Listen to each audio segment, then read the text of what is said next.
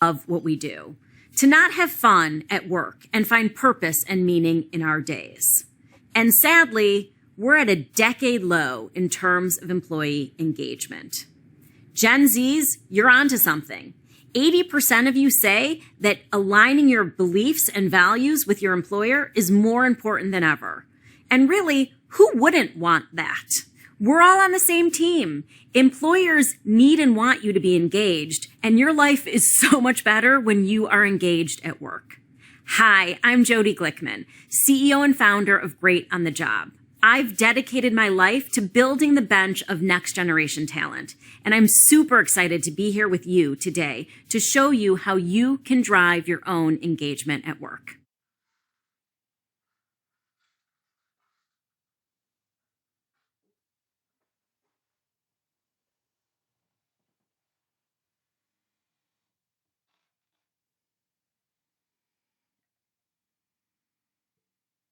For the first time in a long time, employee engagement is getting worse year over year. And we're at the lowest levels we've seen in over a decade, which isn't surprising given that we're coming out of a post-pandemic world. But that means that it takes extra effort and energy on all of our parts to create that sense of meaning and purpose and belonging that makes us feel great about the work that we do. So whose responsibility is it really to drive your engagement?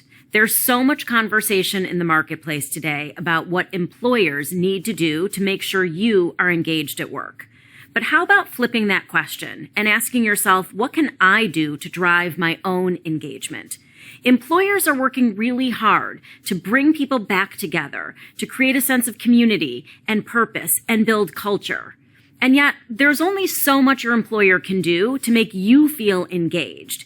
It's your responsibility to make sure you're taking actions to have fun at work, to find purpose and meaning in what you do, to become part of the organization and build relationships.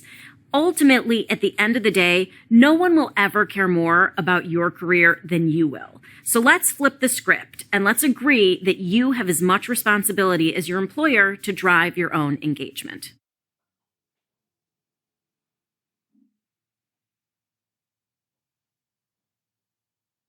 The 6 big questions you need to ask yourself so that you can drive your own engagement. Number 1, what's my purpose at work? And how can I reframe it in a way that I can find my purpose in what I do every day? Number 2, how can I amplify my impact on my team, my organization, my community? You can make that happen.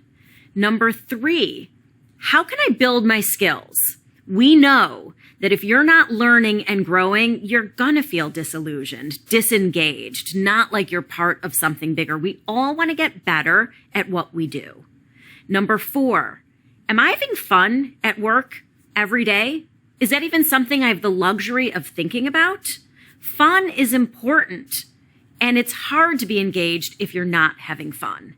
Number 5, are you finding ways to recharge and refuel? Because if you're going nonstop 24/7, you're going to be exhausted and disengaged. It's so hard if you're not taking care of yourself. And then lastly, are you being recognized for your efforts? Do people know about the great work that you do? We often assume it's only our employer's responsibility. But if you don't talk about the work that you do, if you don't find ways to be recognized, you're going to feel disconnected. So let's take a pause. And I want you to right now take a moment and write down where do you fall out on each of these categories so that you have a baseline of where you stand. And then I'm going to show you how to improve on each one throughout the rest of this course.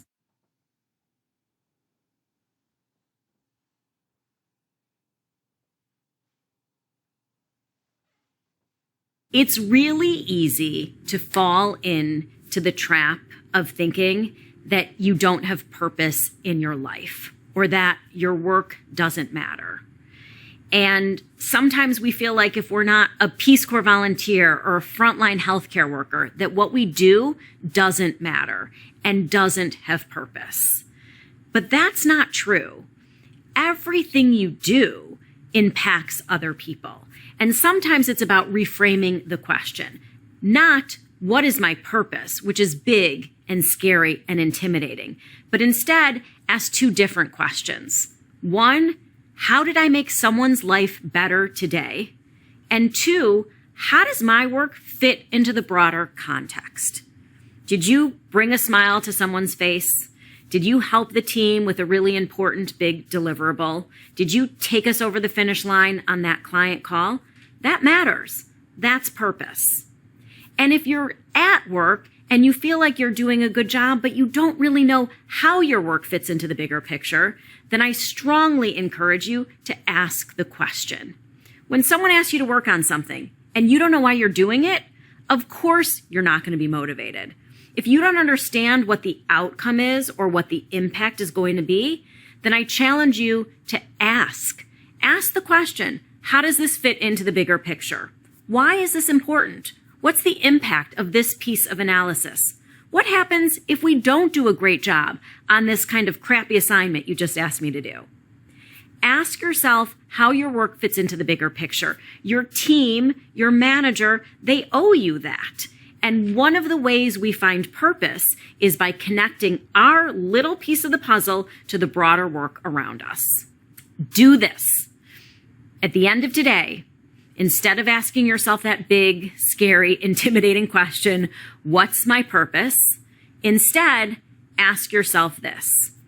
Did I make someone's life better today? And how does my work fit into the bigger picture?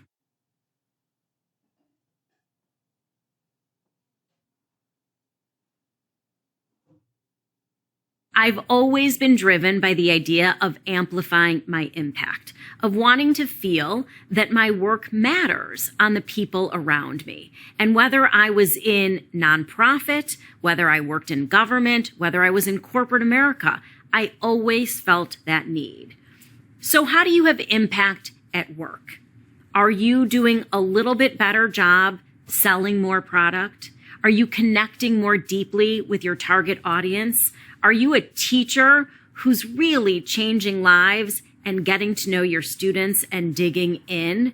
We all have impact every day, but we have to think about it in a way that we can measure and assess so that we feel good about the impact we're having.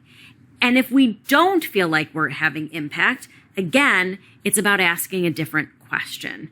What would make me feel like I was having impact at work? Amplifying our impact is recognizing that impact isn't just decided by other people. It's not about everyone else telling you how great you are or recognizing your contributions. It's you deciding what's important and are you achieving the goals that you have set for yourself. Here's a strategy. There's that really wonky business term KPI, which is a key performance indicator. So ask yourself the question, what's important to you? What are the indicators you want to measure? Is it reaching more people through your work? Is it mentoring junior talent who come on board recently? Is it being a good friend? Is it learning a new skill? Is it taking care of yourself in a better way at work? You define what impact means to you, and then you get to measure it in a way that is going to allow you to see progress and advancement in terms of your own impact.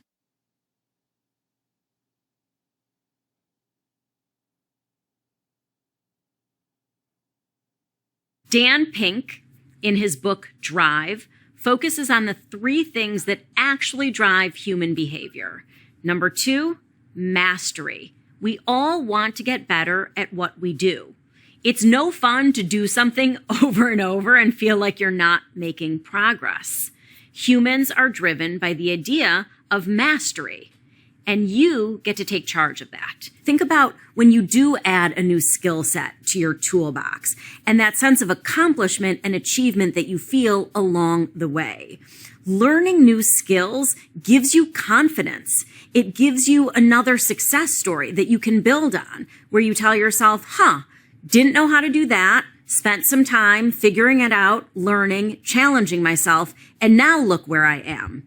And we know that success begets success. So you try something new, you challenge yourself, you struggle, you learn it, you master it, you get better, and then you have confidence to do that again and again and again.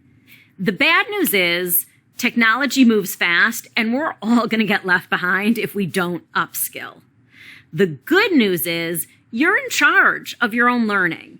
Today, you can learn anything for free or almost free. And there's a ton of data out there that shows that our productivity boosts when we are learning new skills. Morale improves when we're having fun and learning new skills. And it's not like you have to go to your manager and ask for budget or time or resources to learn a new skill. There is everything out there at your fingertips for you to upskill on your own time, at your own pace, for pretty much no money, and focus on the areas that are fun and interesting and exciting for you so that you can drive your own engagement. What's one area where you could raise your hand and ask for an opportunity to work on something new or work with someone who you haven't worked with before? Or one area of your life where you're going to self-educate and learn a new skill.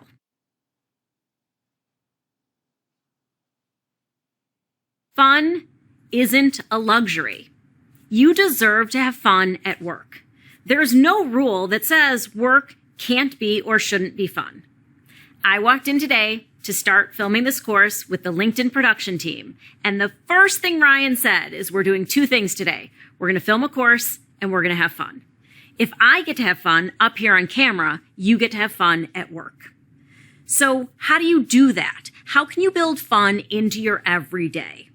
We spend way too much time at work to not have any fun. There's two things you can do. One, find ways to build in things that are fun for you during the day.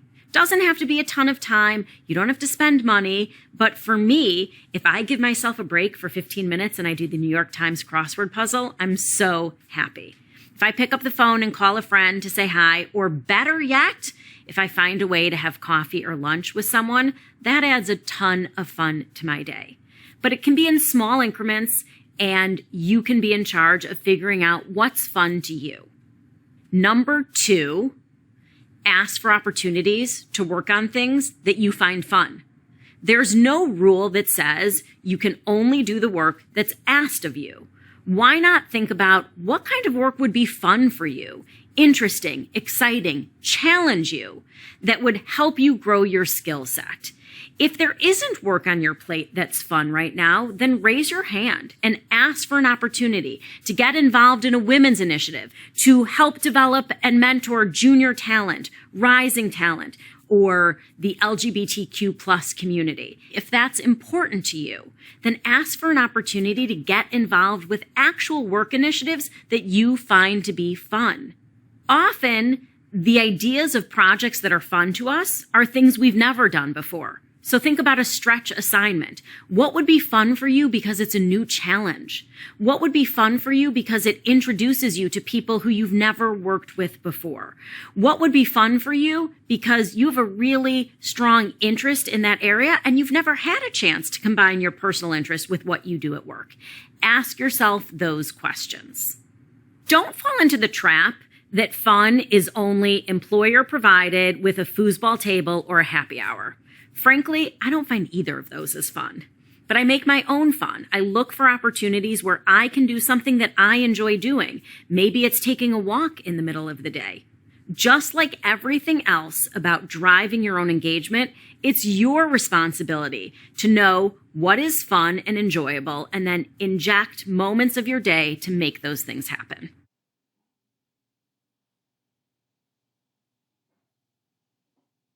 A universal truth that we all know, but we don't necessarily live by, is that we can't be good to others if we're not good to ourselves.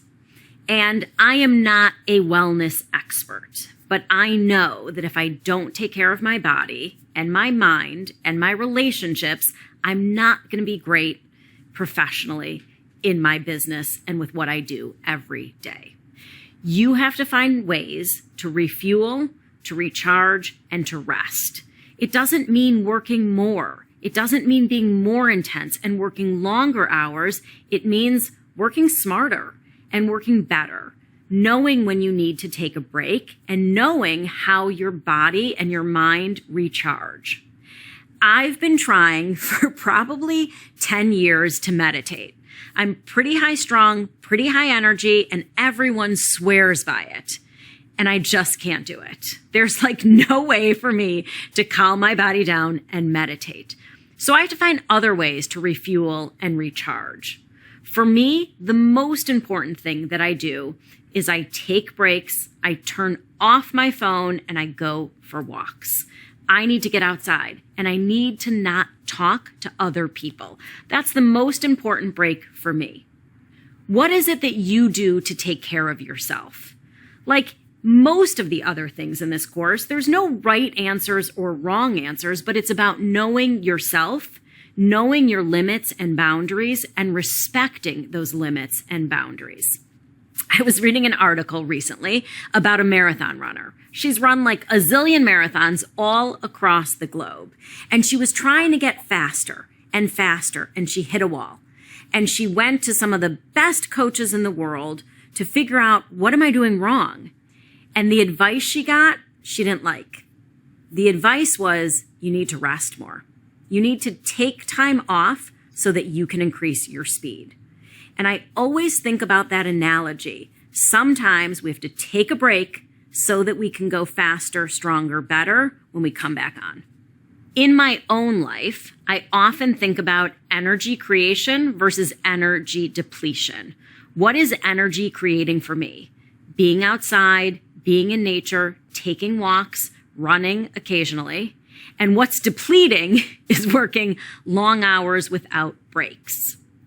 Ask yourself the question, what creates energy for you and what depletes your energy?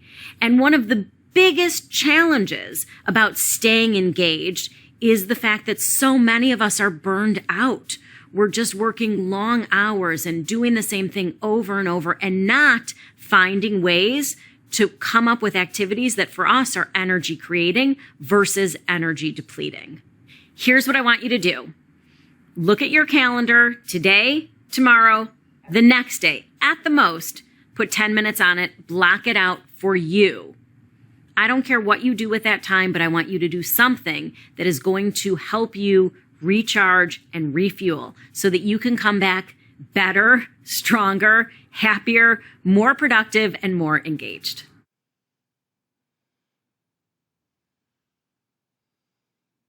The data is loud and clear. Employees who are recognized at work are 4 times more likely to be engaged. But you might think to yourself, well, sure, Jody, I'd love to be recognized at work, but I'm not, and I'm disengaged. Here's what I'm going to say to you. Again, this is not just on your employer. Does your manager know about the great work that you're doing? Are you keeping people in the loop and up to date on all the amazing contributions you are making? It is your responsibility to get better at talking about the great work that you do. Most of us are not good at it, and we attach the word self-promoting to talking about our work. And we have this initial reaction, which is, ick, I'm not that person. I don't want to brag about what I do. I don't want to come off as a jerk. But here's the truth. If you don't talk about the great work that you're doing, no one's going to know about it. The worst advice that you could give anyone in the office is put your head down and do your work. I want you to get in the habit of talking about the work that you do in a positive light on a regular basis. So how do you do it? How do you talk about yourself in a way that is self-promoting and not obnoxious? 2 strategies for you. Number 1, frame your accomplishments and achievements in the context of we. I'm really proud to be part of this team. I'm really excited to have been on the launch initiative for this new ad campaign. I'm really, really excited to have had the opportunity to work with Andrea and Jose. You need to talk about your work in the context of everyone else. Number 2, and this is a biggie. The next time someone says to you, how are you? I want you to answer the question in a different way. I don't want you to go to, I'm fine, I'm slammed, I'm just so busy. Get over it, we're all busy. Instead, I'd like you to answer the question like this. I'm great. Thanks so much for asking. It's been a really, really exciting month working on this new launch. Or, I'm great, thanks. I'm a little bit tired. We've been really in deep with this new client, but I'm so proud of the outcome, and I can't wait to share the results with the rest of the team. The answer to how are you is an amazing opportunity for you to talk about the great work that you are doing, to engage others in a conversation that you want to have, and to showcase and highlight your contributions that you're making on a regular basis. Take it upon yourself to say, it's my responsibility that my manager knows about the great work that I'm doing so that I get the recognition that I deserve and that I need to feel engaged at work.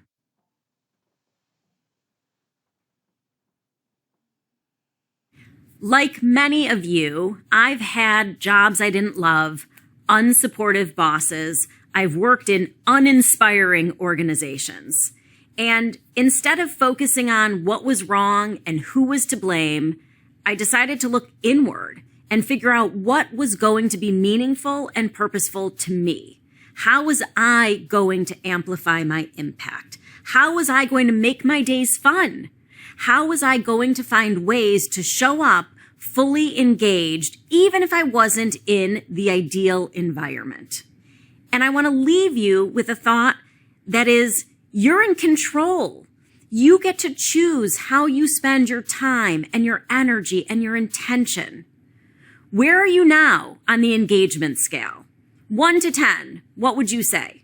If it's not a number that sounds great to you, then I strongly encourage you to take some time and reevaluate how you're going about your daily life and where you can make change.